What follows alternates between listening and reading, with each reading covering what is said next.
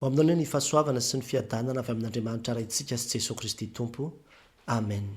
Ny ten'andriamanitra izay angalantsika ny afatra amin'ity ity ravana tiaraka izay hitantsika eo amin'ny Deutéronomie toko faraika amin'ny telopolo andininy voaloha ka hatramin'ny fahavalo. Deutéronomie toko faraika amin'ny telopolo andininy voaloha ka hatramin'ny fahavalo, mivaky toy izao amin'ny anaran'ny tompo. Ary Mosesy nandeha dia nilaza izao teny izao tamin'ny Israely rehetra ka nanao taminy hoe: efa 20 taona androany aho ka tsy afa-mivoaka sy miditra intsony. Ary Jehova efa nilaza tamiko hoe tsy hita io Toriteny io ianao. Jehova Andriamanitra ao no hita eo alohanao, ary izy no andringana ireo firenena reo tsy ho eo alohanao, ka azo ny taniny ianao. Ary Josoa no hita eo alohanao araka izay efa nilazain'i Jehova. Ary Jehova hanao amin'ireo tahaka ny nataony tamin'ny Sihona sy Oga, mpanjakan'ny Amorita, izay naringany, sy tahaka ny nataony tamin'ny taniny. Dia hatolotro Jehova eo alohanareo ireo anaovanareo azy araka ny lalàna rehetra izay nandidiko anareo. Mahireza sy matanjaha, aza matahotra na manahy azy, fa Jehova Andriamanitra ao no miara mandeha aminao, tsy andao anao na hafoy anao izy. Ary Mosesy niantso an'i Josoa ka niteny taminy hoe teo imason'ny Israely rehetra: mahireza sy matanjaha, fa ianao sy ity firenena ity no hiara miditra ao amin'ny tany izay nianianan'i Jehova tamin'ny razany omeny azy, ary ianao no hampandova azy izany. Ary Jehova no handeha eo alohanao, ary izy no hiaraka aminao, tsy andao anao na hafoy anao izy, ko aza matahotra na mivadi-po ianao. Amen. Arak'izany ravana dia nianatra farany izay nataon'i Mosesy tamin'ny Israely sy Josoa, izany moa hitantsika amin'ny soramandry mamitina izao ampahatsoratra masina izay niraisintsika izao. Ary misy reto fahamarinana telo reto no tiako indray hisariana ny saintsika avy amin'izany tenin'Andriamanitra izany. Ka ny fahamarinana voalohany ary izay ho tadidintsika dia izao manao hoe: tsy izao fa i Josoa no hitarika anareo hitany Jorodana hoy Mosesy tamin'ny zanak'Israely. Tsy izao fa i Josoa no hitarika anareo hitany Jorodana hoy Mosesy tamin'ny zanak'Israely. Hitantsika izany amin'ny andininy voalohany ka hatramin'ny andininy fahatelo. Eto karavana dia mahita fa mamarina ny fiainan'i Mosesy.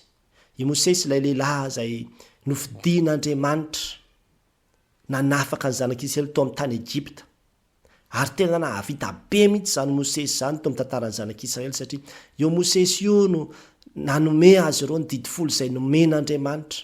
I Mosesy no nitondra azy ireo tao anatin'ny vanim-potoana farany sarotra indrindra teo amin'ny tantaram-piainany. Dia izy ilay vao nivoaka avy tao amin'ny tany Egypta sy ny nandehana ny tany amin'izany atao hoe tany efitra izany, nandritra ny 40 taona. 40 taona nitondran'i Mosesy azy ireo tany, satria 40 taona moa Mosesy vao natsoin'Andriamanitra izy hoe andana makany Egypta ianao hanafaka ny oloko. 40 taona teoriana izany hoe 20 taona izany Mosesy. Io izany ny taona farany izay haveloman'i Mosesy. Ary efa tena antitra izy dia efa fantany mihitsy ny fetrany hoe za efa tsy afaka mivoaka sy miditra intsony, izany hoe efa tsy afaka mitondra anareo intsony any dikan'izany. Efa vizana, efa antitra, efa tsy afaka hitondra anareo intsony sady aniozy izy no andro nahatera, tsingeritaona ny andro nahaterahany Mosesy zany io fotoana izay iresahany amin'ny Israely rehetra io. Ka ohatrany hoe cadeau d'anniversaire izay omen'i Mosesy ny Israely zany dia inona fa ny démission any. Manao démission izy zany milaza izy fa tsy vitako intsony hatreo ny fetrako fa dia izao io Josoa. Josoa ozy no hitondra anareo, izy no andeha alohanareo miaraka amin'Andriamanitra hiditra hiampitan'ny Jorodana moa zany hoe hiditra ao anatin'ny tany Kanana zany. Ary ambarany eo ambanimbany eo moa zany rehefa avy eo hoe izy mihitsy no hampandova ny zanak'Israely an'io tany io Josoa. Dia fa inona ny antony? Fa manino Mosesy ny tsy mba afaka niditra taony hoe fa raha misy ve ny olona voalohany indrindra tokony homendritra hiditra ao tsy i Mosesy? Tsy i Mosesy ve ny tokony voalohany indrindra hiditra hiditra ao? Raha mandinika ny tantara ianao any amin'ny nomero toko 20 misy ny fanazavana azy dia mahita ianao fa nisy zavatra tsy nentina taon'i Mosesy tao. Tany anefitra ziny izy ireo dia tsy nisy rano dia menomenona ny olona dia nentika tezerany Mosesy dia tonga dia kapohany indroa tao ilay vato lampy dia tsy nanome voninahitra an'Andriamanitra izy. Ary izay tsy nanamasinana ny anaran'Andriamanitra izay no nahatezitra an'Andriamanitra ka nambaran'Andriamanitra taminy hoe tsy afaka niditra ho any amin'ny tany Kanana hiaraka amin'ny zanak'Israely ianao fa ataoko mahita maso mitazana avy any lavitra fotsiny. Dia nefa rehefa tena vakianao tantara tena hoe nanaiky Mosesy. Ary eto zany ahitantsika mihitsy hoe nanaiky izy e. Zay zany ozy ny fandaminan'Andriamanitra.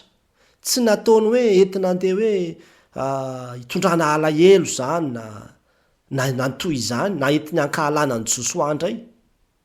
Fa tena manao passation de service Mosesy ao anatin'ity Deutéronomie 7:30 ary tena ampatsorana manazava amin'ny zanak'Israely izy hoe za tsy afaka miditra ao. Ary rehefa tsy afaka dia tsy afaka fa tsy manokiry biby hoe efa nitenenin'Andriamanitra hoe tsy afaka dia mbola hisisika ihany hoe za tsy maintsy miditra ao fa za tsy tia lalan'izany na izany. Fa tena nanaiky Mosesy, manaiky izy hoe zay zany ny sitrapon'Andriamanitra e. Izay zany ny vokatry ny zavatra izay nataoko e. Dia tsy maninona fa zakaiko, ekeko, raisiko. Zay ny zavatra azotsika hijerevana anatin'ilay izy eto. Tena nanaiky izy ary ny fanambarany an'izany amin'ny zanak'Israely sy ny filazany amin'izany no ahitanao le toe-pony Israely ny toe-pony Mosesy mihitsy. Manaiky rehefa zay ny ambaran'Andriamanitra. Josoa ozy nitondra anareo dia Josoa zany. Na dia Mosesy aza ny tena azako fomba fitenin'ny malagasy hoe Mosesy niady tamin'ny voay. Dia lasa Josoa ve zany lasa ohatrany hoe miravaka ny vanginy.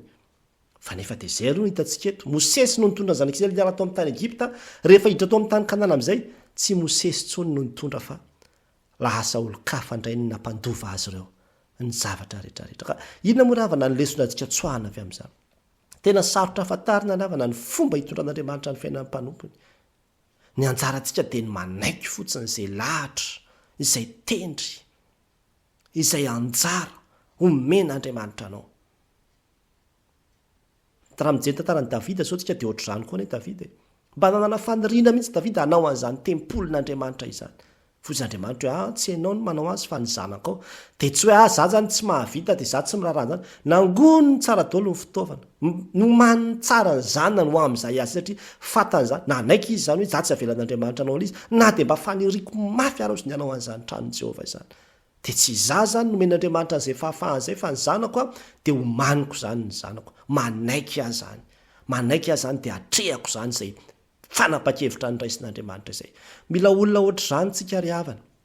Tsy olona imenomenona na olona andeha tsy ahazaka dia hitomany lava eo foana fa olona tena anaiky fotsiny tsotro izao izay fitondran'Andriamanitra ny fiainana. Angamba mety misy fahoriana midona aminao. Misy olona akaiky anao maty. Dia tsy avy ny sainao eritreretina mihitsy hoe ahoana moa zany nanikeko an'izany. Za efa azo amorotevina, za efa lehibe tindreny dia andevina niny. Fa ahoana moa zany? Dia ekeo fotsiny ry havana izay hitantanan'Andriamanitra sy hitondran'Andriamanitra sy hanaovan'Andriamanitra ny zavatra rehetra eo amin'ny fiainantsika fa tsy azonao fantarina io fa rehefa zay ny fanapa-kevitra avy amin'Andriamanitra dia manaiky no anjarantsika. Ary zava-dehibe izay fahaizantsika manaiky ny fitondran'Andriamanitra izay. Zava-dehibe izay. Indraindray manko ohatra zao misy olona mety hoe asa lavo izy tamin'ny fahatandorany dia nanala zaza angamba. Dia tsy niteraka intsony izy rehefa avy eo dia izay zavatra izay lasa mitondra fanamelohan-tena ho azy foana. Raha jerevanao ny tantaran'i Mosesy tsy hoe olona nanamelo-tena foana na olona nanao depression amin'izay nanomboka teo dia tsy nanana fiadanana intsony na ny toy izany fa niaina ny fiainany normal izy ary nanaiky hoe izay zany nitondran'Andriamanitra ny fiainako dia izay zany. Misy lalana hitondran'Andriamanitra anao foana fa tsy apozinao mihitsy fa aza matahotra. Misy Josoa ho avoaka an'Andriamanitra koa anao rehefa avy eo e. Rehefa tena manaiky ianao hoe izay zany dia izao miditra amin'ny lafiny, miditra amin'ny plan B amin'izay ianao zany. Zavatra hafa mihitsy asa mety hoe misy zanak'olona tian'Andriamanitra ao tezainao ve na ohatran'izany. Misy fiainan'olona tian'Andriamanitra ho hareninao ve? Zany ve ny antony sa ahoana? Fa ny zavatra rehetra dia miara-miasa soa izay tian'Andriamanitra. Ny zava-dehibe indrindra dia ny fahaizantsika manaiky. Na mety marary ianao amin'izao fotoana izao dia fa manino ny tiaretiny ity fa ahoana n'izao dia izay fotsiny hoe raha izao Andriamanitra ny zara voatendrinao ahy dia tsy ahoako fa isaorako anao zany satria izay zany no anjara no menao ahy. Ary tena mila olona tahaka ny Mosesy indrindrandrindra moa fa mpitondra manaiky hiala amin'ny toerany dia manaiky hifandimby hanao famindram-pahefana ara-dalàna ara-pirahalahiana tahaka izao nataon'ny Mosesy sy Josoa zao. tena manolotra tanteraka ny fahefana satria mahafantatra tsara ny mifetrany hoe efa atreto ny fetrako, efa tsy vitako intsony. Ampy azy ay tsy manao kiribibo fa manaiky tsara mihitsiny hoe efa atreto. Any amin'ny toerana samy hafa any ravana, any amin'ny fiangonana, any amin'ny sekoly, any amin'ny asa-panjakana sy ny toy izany. Be dehibe any ny olona no tsy mety miala amin'ny toerany, ary lasa miteraka olana izy ka lasa manao an'ity zavatra rehetrarehetrarehetra ty. Na dia efa tonga aza ny décision, mbola mahita fomba foana ahafahana maka mijery irika foana andavana n'iny satria tsy te anaiky mihitsy izay fandaminana izay efa mipetraka eo. Ekeo fotsiny ry havana, zay no tonga nanao amin'ity anio ity. Ekeo fotsiny ny fanontaniana mipetraka amin'ny kosa aminao ary zany dia zao hoe inona ny toe-javatra izay mety azo heverina hoe mampalahelo eo amin'ny fiainanao nefa toa ohatrany hoe tora-bato avy any ambony no men'Andriamanitra ho zakainao. Amin'ity anio ity ravana dia te hitaonanao hanaiky tahaka ny amin'ny Mosesy. Ngeza be any ravana zany hoe hiditra amin'ny tany Kanana zany, fa ny keny raha zay hoe tian'Andriamanitra hita maso fotsiny azy zany dia fa ampy azy ay, dia fa misaotra Andriamanitra, dia fa zay zany no anjarako, anjoso azy zany ny sisa. Dia izay koa tsika mila manaiky fotsiny dia miteny hoe tompo misaotra dia zay zany. Ary io tsy vita io angatao ny fanahy masina ny mehery anao, fa raha miara-nofo fotsiny aloha dia sarotra fandraindrayntsika lasa misy ny olosana tena miala amin'Andriamanitra mihitsy rehefa tezitra amin'Andriamanitra vokatra ny rehefa tsy metimety amin'ny sainy ny fomba fitondran'Andriamanitra ny fiainany dia misy tena miala amin'Andriamanitra, misy tena tezitra amin'Andriamanitra mihitsy. Tsy hitsika ane zany, tsy ho isika ane zany. Ny famarinana faharoa izay hitantsika tokoa nefa dia zao hoe Jehovah no miady amin'ny fahavalon'i Israely ho Mosesy.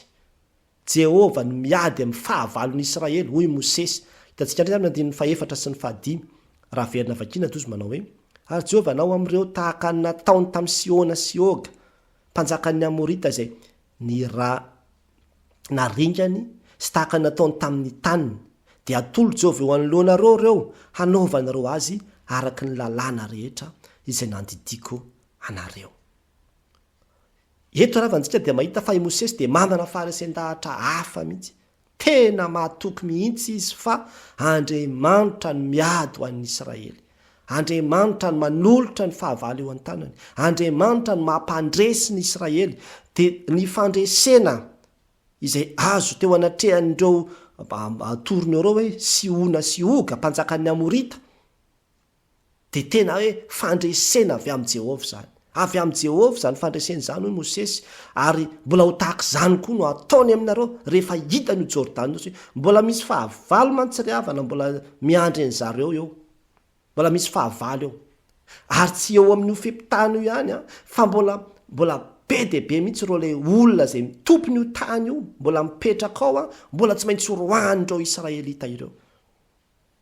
Ka eo anatrehan'izany dia i Mosesy eto mampatsiaro zareo fa Andriamanitra ny no miady, Andriamanitra no androaka, Andriamanitra no ampandovanareo an'io tany io izy no iady ho anareo. Ary tena zava-dehibe ny ahatsapany Israely fa tsy miady rery izy fa Andriamanitra no miady ny adiny, Andriamanitra no miady ho azy, mampandresy azy eo anatrehan'ny fahavalo sy ny sakatsakana rehetra satria efa teny fikasan'Andriamanitra ho azy ireo io tany io. Inona ravana ny lesona azika tsoahana avy amin'izany?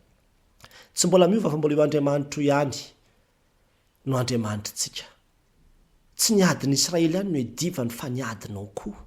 Niadinao koa ane dia edivany. Miady amin'ny adinao izy. Ary zany ndraindray havana no ilaina ihany koa le mangina. Mety misy olona tena manao zavatra be dia be aminao, tena manao fanaratsiana, tena manao zava-doza, zavatra ratsy aminao mihitsy.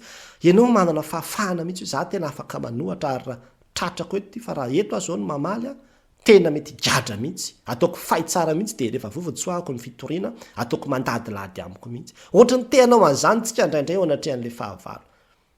Fa indraindray koa ny fahanginana dia famelahana an'Andriamanitra hiasa, hiady ho anao eo amin'ny toeranao. Fa tsy avelan'Andriamanitra amin'izao zany ny fahavalonao ry havana.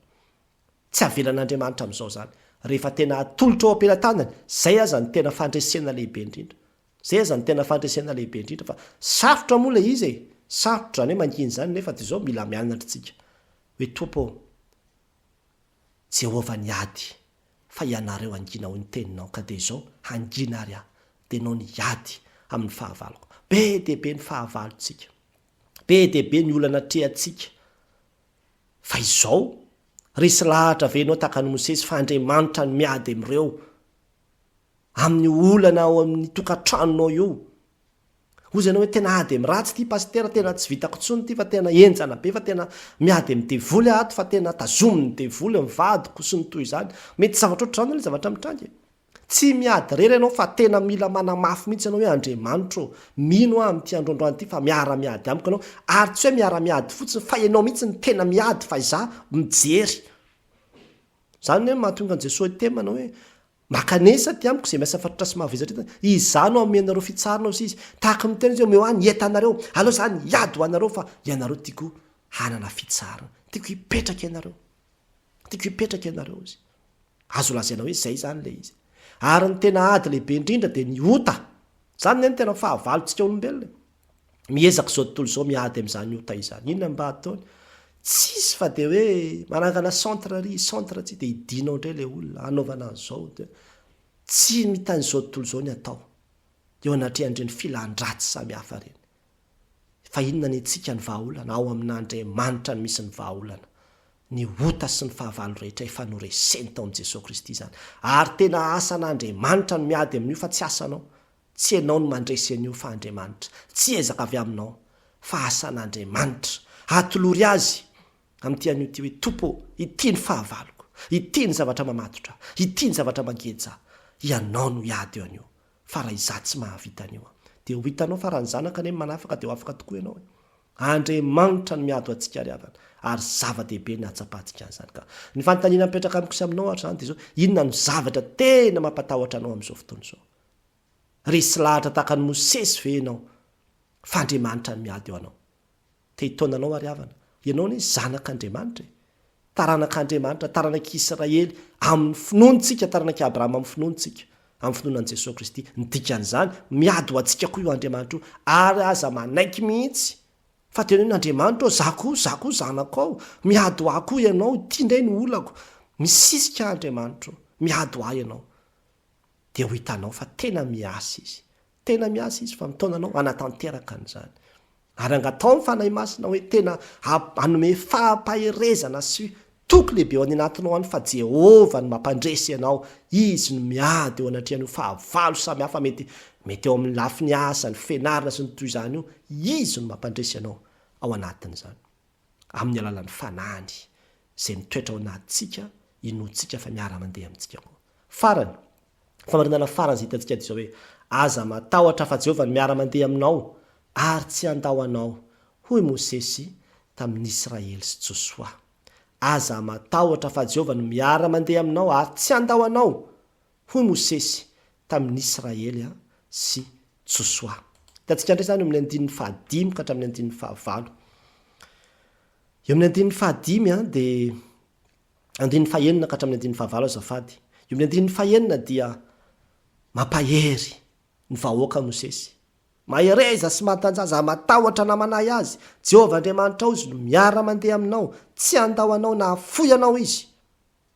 Dia amin'ny 7 amafisiny ray, nalainy ray Josoa nantsony, dia niteneniny teo mason'ny Israely rehetra hoe mahereza sy matanjaha fa ianao sy ty firenena ity no hiara-miditra ao amin'ny tany izay nianianany Jehovah tamin'ny razany homeny azy, ary ianao no hampandova azy izany. Jehovah no hampandeha alohanao izy, izy no miaraka aminao, tsy handao anao na hafoy anao izy. Aza matahotra na mivadi-po ianao, miverina foana ny aza matahotra. Asako lasy Mosesy. I Josoa ny 7 taona niaraka tamin'i Mosesy. Josoa ny niara-nivoaka tamin'ny zanak'Israely tao amin'ny tany Egypte. Ary tena hoe niaraka foana dia zay direktiva omeny Mosesy teo foana ny narahana hatramin'izay. Eto zany tsy ho isen'ny Mosesy intsony. Fa tsy maintsy Josoa amin'izay zany no andeha dia hitondra dia hieritreritra dia nefa tsy mora no mitondra no zanak'Israely ireo. Olona zavatra raha misy problème reo dia ilainao no hanaovan'ny fitsaram-bahoaka ho vonoiny ao. Ary tena be dehibe mihitsy. Raha vakinao amin'ny bokin'ny Nomery dia mahita ianao ny karazana scandale nataon'ny zanak'Israely tany amin'ny tany efitra. Fa tena hoe raha olona leader maivamaivana aloha dia angambany efa tsy haiko tsy aiza nahazo azy. Fa tena hoe misy tanan'Andriamanitra ny azona ny Mosesy na avy tany mitondra andro zanak'Israely ireo. Ary raha mieritreritra an'izany angamba Josoa, mety ny fahavalo aloha eo ihany fa le fahavalo atao anatiny koa mbola enjana be. Dia mety hatahotra fa tena nampahereziny Mosesy izy, tena nampahereziny Mosesy. Aza matahotra ianao, aza mivadi-po ianao, Andriamanitra miara-mandeha aminao, Andriamanitra tsy mandao anao, miaraka aminao foana izy. Efa nianina tamin'ny razana izy fa hanomehany io tany io, dia ianao no ampandovany izany. Aza matahotra ianao, mandehana, mahereza, matanjaha. Zany ny zavatra nampaherezany Mosesy ny zanak'Israely. Zany no nambarany tamin'ny Josoa, ilay olona izay andimby azy. Tena nampahereziny Mosesy mafy mihitsy ny Josoa, ilay andimby azy mba ahafahany miroso amin'kery manatanteraka ny asa izay nataony. Inona ravana ny lesona antsika tsoahana avy amin'izany? Tena mila izany fampaherezana izany tsika ry havana. Mila izany fifampaherezana izany tsika amin'izao fotoana izao. Be dia be anie ny zavatra atrehan'ny olona. Be dia be ny zavatra mafy atrehan'ny olona. Fa raha afaka miteny azy izany teny izany ianao dia efa zava-dehibe mihitsy izany. Asa mety hoe mpianatra hanala examen, toy izany hoe aza matahotra ianao. Fa Jehovah no miara-mandeha aminao. Manana ho avy tsara ho anao izy, aza matahotra. Miaraka aminao foana Andriamanitra. Tsy ho examen io akory ny tompony teny farana amin'ny fiainanao fa Andriamanitra miara-mandeha aminao. Mila n'izany teny izany any ravana ny olona reraka sy reraka po amin'izao fiainana izao e. Vokatry ny aretina izay tsy mety sitrana. Tena mila n'izany teny izany. Andaontsika mba hifampahery. Tena andaontsika hifampahery. Raha misy olona fantatra hoe tena vizana sy reraka ao aoriana zao afatra ao, atsoa izy. Dia tena hoe za te hiteny aminao fotsiny hoe aza matahotra. Fa Andriamanitra no momba anao. Andriamanitra no miaraka aminao. Zanak'Andriamanitra ianao. Izy no miadi-niadinao. Izy no miaraka aminao. Zava-dehibe any raha izany teny izany. Tena zava-dehibe any izany. Zava-dehibe mihitsy ny andrenesany Josoa an'izany. Sady hoe avy amin'ny Mosesy mihitsy. Indraindray moa zava-misy mampalahelo aza fa rehefa misy olona mandimby ny toeran'ny olona sasany dia ohatrany zarany ary ny olona andimby azy iny no solafaka mihitsy mba ahitana hoe za ihany ny tena mpitondra ny eti-teto. Hitanareo zany fa tsisy mahavita ny vitako. Nanahoana ny vitany? Ay, hitanareo zany fa tsy nety. Ohatra ny irina loza zany. Fa eto tena mitsodrano mihitsy Mosesy. Zany hoe tena nafony Mosesy mihitsy ny fitariana ny zanak'Israely. Nafony tamin'ny fony ray manontolo mihitsy. Ary tena miompo tanteraka amin'izy amin'ny Josoa hoe ianao zany zao ny toanana, ianao zany zao natosika, ianao indray zany zao no mitondra azy. Zany fahatsora-po zany ilainy zany amin'ny sehatra rehetrarehetra ry havana. Ilainy zany amin'ny sehatra maro. Ka nazandry olona ary Josoa rehefa izy aloha ny voatendrin'Andriamanitra, atoany izy, toaniny izy, tsofirano izy, hampaherezo izy. Eo amin'ny sehatra samy hafa izay misy antsika angamba any amin'ny fiangonana any. Zava-dehibe ravana ny azon'ny mpanompon'Andriamanitra fampaherezana avy amin'ny vavan'ny olona kristianina. Indrindrandrindra koa avy amin'ny vavan'ny olona izay lehibe. Hampaherezo ny pasteur anao. Hampaherezo ny président anao. Indraindray ny olona ireny kivikivy sy ketraketraka amin'ny zava-misy sy iainany. Andao hamparitantsika mihitsy izao fampaherezana izao e. Hampaherezo ny olona ka ilazao manao aza matahotra ianao. Fa Andriamanitra momba anao, tsy mahafoy anao izy na mandao anao. Indraindray rehefa anatin'ny tojo fahasahiranana ny olana tojo olana mafy dia izao mieritreritra hoe la izy Andriamanitra, nafon'Andriamanitra ve za ty sa ahoana? Zava-dehibe no ahafahantsika mifampahery sy mifampilaza izany teny izany manao hoe tsy mandao anao Andriamanitra, tsy mahafoy anao anatin'io fahoriana io Andriamanitra. Ao izy, mahitan'io izy, fantan'io, aza matahotra ianao na mivadi-po fa momba anao Andriamanitra. Ary zany mahatonga ny mpanao Paoly nilaza manao hoe raha Andriamanitra momba antsika izy natohitra antsika ao sisy. Fa rehefa tojo olana manko ravana dia adino izany teny izany. Ary zany olana ifampatsahivana tahaka izao. Nampaherezony Mosesy ny zanak'Israely. Sao dia hoe lasy Mosesy dia vita amin'izay ny tantarantsika fa dia manomboka eto izany tsika dia efa zay amin'izay ka iza tsoa moa nahavita ny vitan'ny Mosesy? Tsy izany. Rehefa miaraka amin'ny tompo ianao, miaraka amin'ny tompo ianao dia vitanao io. Fa mandehana amin'ny herin'ny tompo. Tsy Josoa intsony no miaraka amintsika ary kristianina. Tsy Josoa intsony, fa Jesosy Kristy mihitsy no miaraka amintsika. Inona no atahoranao? Jesosy Kristy mihitsy no mitondra anao, mitarika anao, mialohanao. Ary zany nefa nambariny, indro ao momba anareo mandrakariva mbara-pahatonga ny fahatampenan'izao tontolo izao. Any amin'ny zavatra izay alehanao any, any amin'ny olona izay tsy maintsy ionanao any, any amin'ny entretien izay tsy maintsy ho ataonao any. Miaraka aminao Andriamanitra, miaraka aminao izy, aza matahotra na mivadi-po fa mombanao izy. Ny fanontaniana mipetraka amiko sy aminao ary izany dia izao, mino izany teny izany venao, mino venao fa miaraka aminao Andriamanitra. Mitaonanao ary havana, isory ny tahotra sy ny fanahiana rehetra. Fa ninona toe-javatra trehanao rehefa azonao antoka miaraka amiko Andriamanitra, dia ho tanteraka aminao liran'ny ankizy hoe Jesosy ao anaty sambo-keloko ka tsy atahotra aho. Jesosy ao anaty sambo-keloko ka tsy atahotra aho. Ary dia tena ny fanahy masina ny hanokatra ny saintsika hatsapatsika an'izany, ahitantsika mihitsy hoe ay ity fanahy masina ity mihitsy ilay Andriamanitra miara-mandeha amintsika, dia ho afaka ny tahotra rehetrarehetra rehefa tsapatsika izany. Raha fitinina izany izay rehetra nambara teo dia izao, voalohany hitantsika teo manao hoe tsy izao fa i Josoa nitarika anareo ho any Jordana, hitany Jordana ao Mosesy tamin'ny zanak'Israely. Misy fotoana ry havana tsy azonao fantarina hoe fanahoana no ataon'Andriamanitra izao toe-javatra ao amin'ny fiainan'ny olona anankiray. Fa ny anjarantsika ty izao ny manaiky fotsiny, tahaka ny Mosesy, manaiky rehefa tsy avelanao miditra any Jehovah, ny lanitra no miandry akoatran'izay, dia efa manaiky foana ihany, fa tsy ny ety zava-poana ny ety amin'ny zao tontolo izao hoe efa mamana lanitra ao manina ho azy koa Andriamanitra. Ary izay koa zava-dehibe, fampaherezana sy fampinonana ho azy ary azo antoka hoe fampinonana ho antsika ihany koa. Ny faharoa dia hitantsika teo hoe Jehovah no miady amin'ny fahavalon'ny Israely ho Mosesy. Dia mbola io Jehovah io ihany koa ny Jehovah Andriamanitsika, miady amin'ny fahavalontsika io. Izy no andevona ny ota sy ny fahazara-dratsy rehetra ao fiainantsika, ary izy koa no hamaly izay rehetra mikitika ny zanany. Tahaka antsika ihany izay tsy mahazaka hoe maninona ny zanako nikitikitiana, dia tahaka izany Andriamanitra eo anatrehanao, miady anao izy. Tsy mijery fotsiny izy fa aza matahotra. Ary ny farany, aza matahotra fa Jehovah no miara-mandeha aminao ary tsy andao anao ho Mosesy tamin'ny Israely sy tamin'ny Josoa. Mila izany fampaherezana izany tsika ry havana amin'izao andro ankehitriny izao. Ampaherezo ny reraka, lazao izay reraka-po hoe mahereza fa mombanao Andriamanitra, aza matahotra.